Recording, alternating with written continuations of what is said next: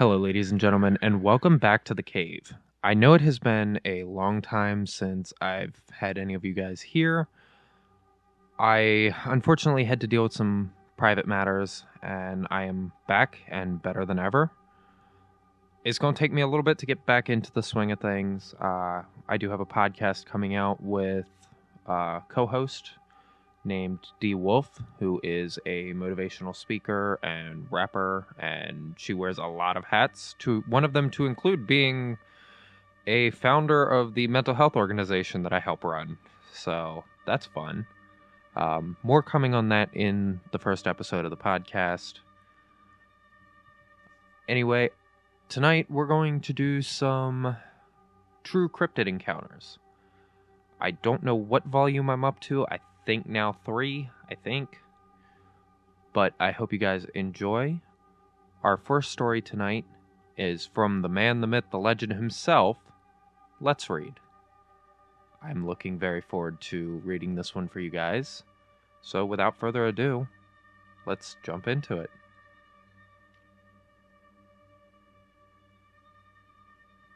What you're about to hear is not a Dear Mr. X letter, to which I'm sure you've grown accustomed to. This came from a conversation I had, which quickly turned into a live interview with a friend of mine who lived in my neighborhood until very recently. His name was Gabriel. So, today, I thought I would tell you the story, rather than reading it, from the perspective of the person who lived it. Let me know if you enjoy this style, and I'll do it this way every so often. If you don't like it at all, don't be shy. Let me know in the comments section below. So, anyway, one evening, he and I were talking when the topic of discussion meandered into the territory of the strange, a thing that is quite common when I talk to people. As the keywords began to pop up, ghost, vampires, dogmen, glitches, all that fun stuff, I noticed a peculiar spark of familiarity, of passion in his eyes that told me without a doubt he himself had seen something in his time. Gabriel was a native of Costa Rica. He grew up most of his life there before immigrating to the States. When I asked him if he had ever seen anything odd, his eyes widened. Yes, I did, he said, half excited, half under his breath. Have you ever heard of Cajos? I had not. As he spoke, I ran an image search of the Spanish word. Gabriel's eyes shifted, almost looking past me as he recounted the story of a dark night in San Jose, when he was only 10 years old.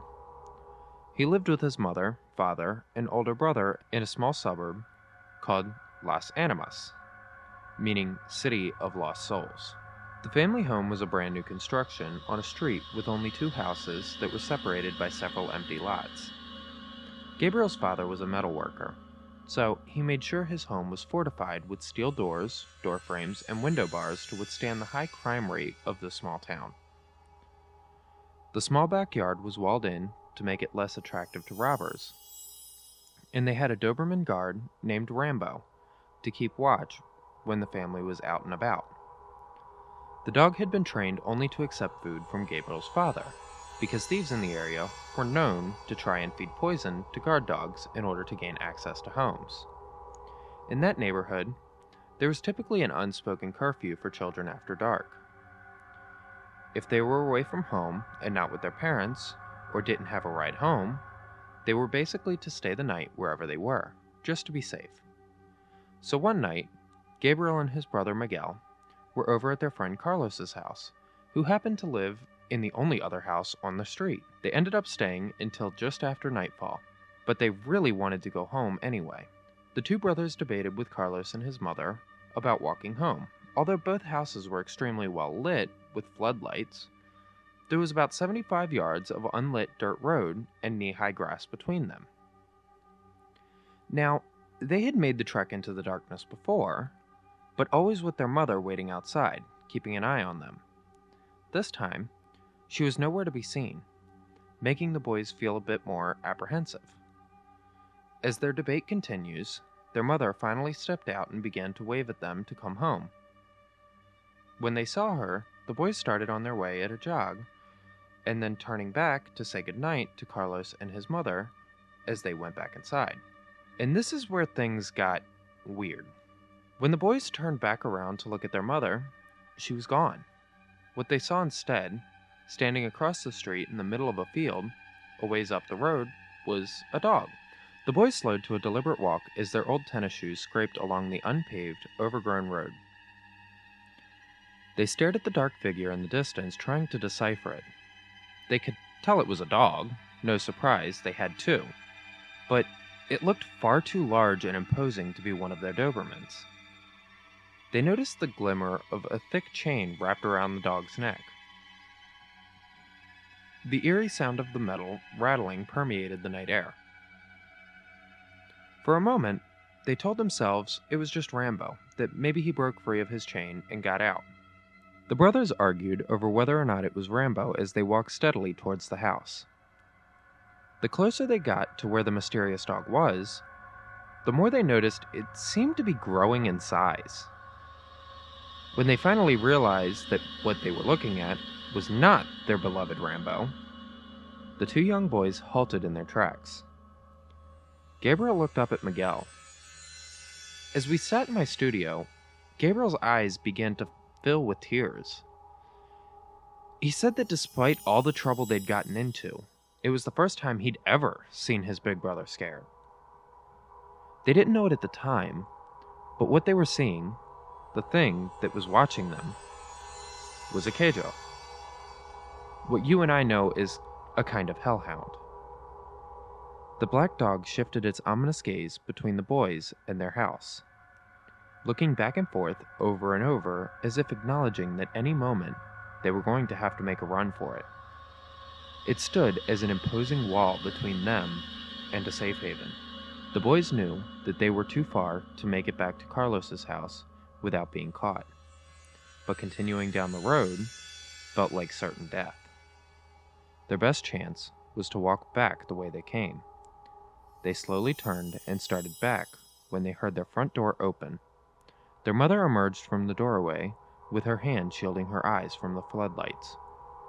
Throwing their fears to the wind, the brothers made the only decision they could. They broke into a sprint, running harder than they ever had before to save their mother. The hound's head shot towards her, and it catapulted its massive body into the air, leaping at least 30 feet in one terrifying motion, before violently slamming into the ground, and beginning its own mad dash towards the house. The beast cut a wide path through the tall weeds of the field. The loud metallic sounding of the chains intensified as it closed in. Somehow, the boys were able to get to their mother before the hound, grab a hold of her, and pull her inside. They slammed the door behind them and retreated inside. Their mother prayed in a state of disbelief as the front door trembled with blow after blow from the enraged monster outside. After only a few moments of excruciating terror, the noise suddenly stopped, replaced by a loud car horn blaring from outside the garage. Gabriel's father yelled at them to activate the metal-clad garage door from inside the house. Miguel hit the switch, opening the garage door, and was promptly scolded by his father for letting the dog outside. Gabriel and Miguel opened up the front door and looked around, finding no signs of the Keijo. As they continued to investigate, they found poor Rambo cowering in fear, hiding in a small crawl space under the stoop of their porch.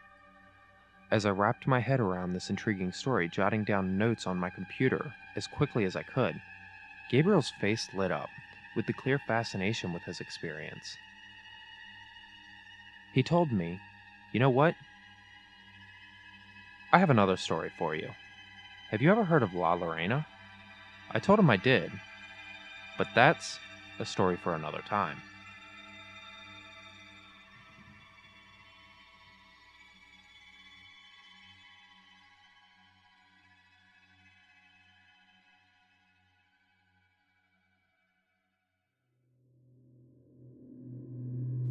Let me ask you something. What is the first thing you think of when you hear Undead Army? Maybe your favorite video game, or a movie maybe? What if I tell you it's none of those things? What if I said that Undead Army mainly an exaggeration to the extreme, was based on real-life events. That because of this event was more than likely why our favorite video games were inspired by the most horrific, gut-wrenching, and somewhat inspiring experience were so horribly placed on Russian soldiers. On August 6, 1915, was the site of a pivotal battle during World War I. The Oswiec Fortress, located in northeastern Poland. The fortress, held by Russian forces, and was attacked by German forces, leading to a grueling and unconventional battle. German forces, numbering around 7,000 soldiers, launched a massive assault on the fortress, which was defended by approximately 1,000 Russian soldiers. The Germans employed heavy artillery in an attempt to breach the fortress's defenses. Despite the Russian troops being extremely outnumbered, the Russians would have the advantage. The whole reason for Germans was to capture the fortress. The whole reason for the Germans to capture the fortress was for its strategic position, access to Narew River, which would allow transport for German forces, and railroads that ran through the fort and connected to Warsaw and the Persian border. Even if the German troops had numbers on their side, they were suffering great casualties and were not able to successfully capture the fortress. But German soldiers had a secret weapon among them, undoubtedly the most horrible weapon ever to be created during this time period. A weapon that was banned by the Geneva Convention in 1925 for its inhumane effects on humans and the environment. Mustard gas. Yes, everyone knows what mustard gas was, a mixture of sulfur and chlorine. When those chemicals combine, it turns the air into breathable acid. But most don't know the effect of this dangerous chemical weapon. Exposure to the gas can cause severe burns, blistering, blindness, respiratory problems, leading to fluid filling your lungs, disfigurement, scarring, and respiratory failure leading to death. So while your skin is falling off your body, you practically drown in your own blood while in extreme pain. And that's exactly what the German forces did. They secretly released this chemical in the early morning of August 6th, knowing that Russian soldiers did not have gas masks or other protective equipment to protect themselves against the gas. As the chemical weapon creeped into the fortress, Russian troops began to feel the effects of the gas. Unable to stop the effects, many of the Russians succumbed to the gas. One Russian captain, Captain Vladimir Kotlinski, would take lying down until death as defeat. Captain Vladimir Kotlinski, Russian second lieutenant, despite being severely wounded and surrounded by the enemy, Kotlinski rallied his men and led the charge against the German forces. Since the Russian forces did not have proper equipment to protect themselves from the gas, the sight that the German troops saw was horrifically terrifying. Not only the Russians were in extreme pain, screaming in agony, severe burns, and blisters covered in bandages that hide some of their wounds, skin and meat hanging from the soldiers' bodies, faces horribly disfigured from skin peeling off, were charging into the German front lines, being driven on the thought as already dying men had nothing to lose. Some soldiers, only to stop to cough up pieces of their tearing lungs, had most Germans stopped in their tracks until they plowed their bayonets into the Germans, until they moved on to the next horrified soldiers. Kotlinski, coming to a German trench, was bayoneted by a German in the stomach. The combination from the effects of the gas and the sheer will of one's dedication to his men and country, the bayonet had little to no effect on Kotlinski. And the lieutenant just looked up at the soldier who just stabbed him, yelling out this horrific war cry, spitting in the face of this German soldier, killing him, and continuing the charge, leaving the bayonet in his stomach. Some of the survivors that saw this horrific scene go on as follows. I saw a Russian soldier, his leg blown off, crawl towards us, his eyes fixed on us with an unnatural hatred. I knew then that we were in the presence of something evil. Lieutenant Frederick von Klein. We were told that they were dead men. But I know what I saw. They were alive, but not alive. They were something in between. Something unholy. Private Johann Weber. I was terrified. These things, they just kept coming. Their eyes empty, their faces twisted in a snarl. We fired everything we had at them, but they just wouldn't fall. Captain Erich Schmidt. The horrific charge towards the German forces actually caused a victory for the Russian troops. The German army were so terrified that it caused them to flee from the fortress, that they would completely abandon the mission to capture the fortress, unfortunately to the sacrifice to the Russian soldiers. Those who joined the charge all succumbed to their injuries from the gas, including Captain Vladimir. Oswick Fortress remains one of the most bizarre and unexplained events in military history. While the exact circumstances surrounding this are still debated, eyewitness accounts from survivors provide a chilling glimpse into the horrors of war.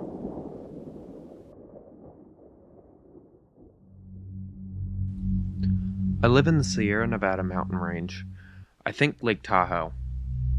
I'm young, and I've already had experiences with what I think are wendigos or skinwalkers. My backyard leads directly into the thick pine woods. At night, you can't see 20 feet ahead of you because of the foliage and high treetops that block any light. Even during the day, the woods turn very dark. I had taken my friends into these woods for a little camping trip. I know a lot about cryptids. Last year I did a Wendigo cosplay thing, and it turned out so well. So, on the camping trip, I had the basics.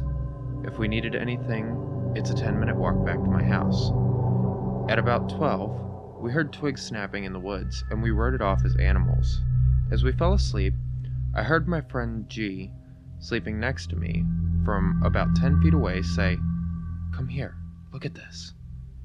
But it didn't sound like her, it was more raspy, and the shadows didn't match up. I saw a long, slender face protrude from the tree line and catch the firelight. I saw it, but it backed up before we could all see it. I got up and went to the tree line, and as soon as I did, I heard a deep guttural scream and I ran. We all did. Left everything and we just ran. I was ahead of the rest, but I ran, and I've experienced the same thing 2 other times, with the same thing.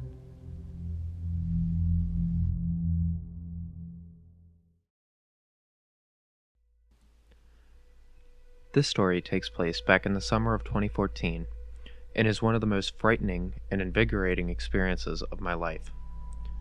I've always been an avid outdoorsman, and have always loved the woods and camping, and really anything that involved being in nature.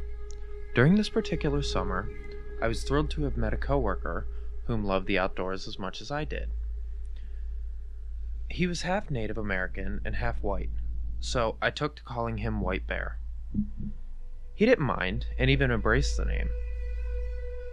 It wasn't too long after meeting him that he invited me to go camping on his family's land one weekend, and I was exuberant. This parcel of land was over 5,000 acres and had been owned by his Cherokee family for generations. It had a couple square miles of nothing but woods and swamp that teemed with game such as wild boar, black bear, and white-tailed deer. I met up with him at his house, and before departing for the woods we took an inventory of what we had. His 12-gauge shotgun, my Welsh longbow, a few hatchets, and a bowie knife, along with a tent and some food and water. We had plans to track and maybe hunt some game early the following morning. When we arrived at his family's land, we parked my car and hiked a mile or two into the woods. It was beautiful and lush. The forest was loud with birds and smaller animals chirping and whatnot. Eventually, we found what seemed to be the perfect spot for setting up a campsite. White Bear set up with his shotgun to see if he could bag a squirrel or something for our dinner while I dug a fire pit. A few minutes after digging into the ground with my knife, I stopped a minute to catch my breath and wipe the sweat off my face, when I noticed the forest had gone silent. Having been an experienced woodsman, I knew that when the birds stop singing, it's usually a sign that there is a predator nearby. Without hesitation, I grabbed my longbow and put my bowie knife in its sheath on my hip. I waited as quietly as possible and surveyed my surroundings meticulously. The sun was going down at this point, and White Bear had been gone a while, and I thought it best to go looking for him. I was certain he hadn't gone far, but I wanted to make sure he was back at camp before dark. It wasn't long before I found one of his tracks in the mud, and began following his trail. I came around this curve in the woods, where I couldn't see around the bend due to the fact that it had been too dense with brush. As I found the thicket, I began calling my friend, but received no verbal response. I had been calling him about 30 seconds or so when the bushes in front of me started rustling like something big was attempting to pass through them. I called out to White Bear thinking it was him, but with no response I raised my bow with a 3-bladed arrow, already notched, and I drew it back ready to loose. Eventually, White Bear's head popped out, and he looked at me with a startled look on his face. "Shit, man, don't shoot!" he said loudly. I was relieved it was him and asked him why he didn't respond to me. He said there were deer signs in the area and he didn't want to scare them away. We made our way back to camp just as the sun set and started to cook some beans and talked about our past camping and hunting experiences we had. He and I both had a lot of stories to share, since we both had already seen a lifetime of adventure, it seemed. As the night went on, White Bear started talking to me about some of the stories of demonic creatures in the woods. That took on the form of wolves and deers, and I was fascinated by such. I had never heard of the Wendigo, or any cryptid really besides Bigfoot. After a while, my eyes grew heavy and I decided it was time for bed. White Bear, however, insisted on staying up and keeping watch. I remember thinking he was a bit paranoid, but still didn't mind the notion of it, and even said I would take a turn on watch in a few hours. I fell asleep with the peaceful sound of cicadas and various birds and other insects playing a symphony all around the woods. It was around 3 a.m. that I awoke to White Bear shaking me. Dazed and feeling like I had just woken from a coma, I was having a hard time realizing what he was trying to tell me. In a whisper tone, he said something I'll never forget verbatim. "Dude, something's pissed off." I attempted to comprehend what he was saying, but was still out of it. I finally woke fully up and heard a sniffling noise just outside our tent. Whatever it was sniffing the air and the ground, one after the other, repeatedly. From its snorts, I could tell it was something big. At the very least, it was the size of a black bear. Just 10 seconds after I was awoken, it started going ballistic. It stomped loudly like an agitated horse as it trumped around the camp, now snorting loudly. Its snorts were wet like an animal that had a cold. We sat there listening to it as it circled our tent until it just stopped, 4 feet besides the back of our tent. The animal seemed to stand still. White Bear and I looked at each other with the same look to get ready, because we thought it was about to charge us. White Bear pumped around into his shotgun and I grabbed my bowie knife, and we sat there waiting for what felt like a cursed hour. I was pumped with adrenaline and excitement, but also a deep sense of dread, like this was about to be my last fight. After a minute of silence, I made the choice to yell out, and I mustered every bit of bravado I had in me, and it was barbarian-like. White Bear joined in, and we carried on the yells and shouts for a few seconds, and then stopped. We heard the animal turn away and start running. It was running through the thicket at the top of its lungs. What made this eerie is it sounded like nothing we had ever heard. I still remember it very distinctly to this day. It sounded bird-like, but also very guttural, like what you'd hear from a bear. During that moment, my brain was thinking I was listening to a raptor from Jurassic Park. That's honestly the best way I can describe it. We were both frozen in terror as we listened to it crash through the woods as it screeched into the night. It took us a few minutes to compose ourselves, but once we did, we grabbed our weapons and a flashlight and looked around the camp. Nothing was out of place, and we really couldn't see much of our surroundings due to the forest being so thick that the moonlight wasn't any help. We crawled back into our tent and sat up, talking about what just happened. Again, we were both experienced woodsmen, and White Bear was a seasoned hunter, and he said he had never heard anything like what we just did. We pondered the possibility that it was just a large boar, and that was certainly possible, but that wouldn't explain the screeches it made. Not to mention, the wild boar in this area are very timid and avoid hunters like a forest fire. There was also the fact of how it sniffed the ground, and then the air. That behavior is very bear-like, but black bears don't stomp like that. Its movement was more akin to a horse. I also mentioned how the animal crashed through the woods as it fled, with as little grace as possible. It sounded far too large to be a deer, and the deer are very shy of humans here because this land gets hunted on year-round. We did manage to fall back asleep after a while, and awoke just as the sun was rising. With the morning sun highlighting our campsite, we looked around the area for tracks. We found everything from deer tracks to raccoon prints, and our campsite looked like it had been ransacked. Our food bag had been tied up 12 feet in a small pine tree that night before. But it was now on the ground and scattered. The mud and dirt around us had all been disturbed, but we could find no other tracks. After breakfast that morning, White Bear and I went on a morning hunt before leaving. That was uneventful.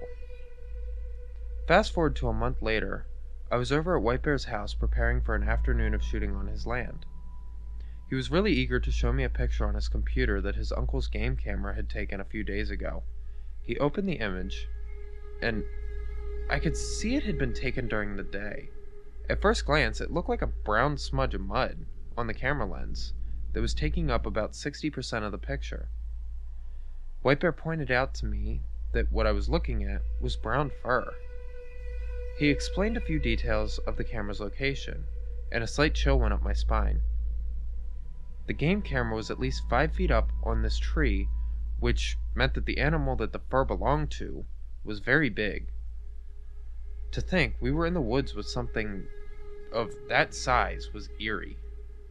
Thinking back on it now, I remember the stark silence of the woods, as if there was a large predator around when White Bear woke me up.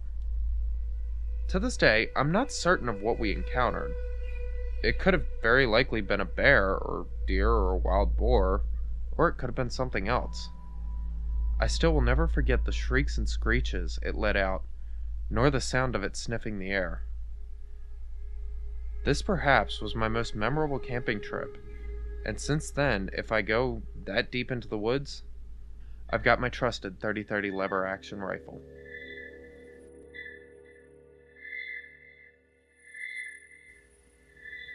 Thank you guys so much for joining me tonight. I hope you guys enjoyed tonight's volume of True Cryptid Encounters. If you guys would be so kind as to leave me a like down below, leave me a comment. I'm super glad to finally be back to recording. I've got so much good stuff getting ready to come out for you guys that I'm working on, and I'm super happy to finally be back in the studio actually recording for you guys. I've got a couple podcasts that I'm going to be on, one of them on my channel, one of them over on the Sleeping Wendigos. So go give him some love. Huge shout out to tonight's music artist, Monster Music. All of their links will be down below, as well as the links to the songs that I used tonight. I hope you guys have enjoyed, and thank you for joining me in the cave.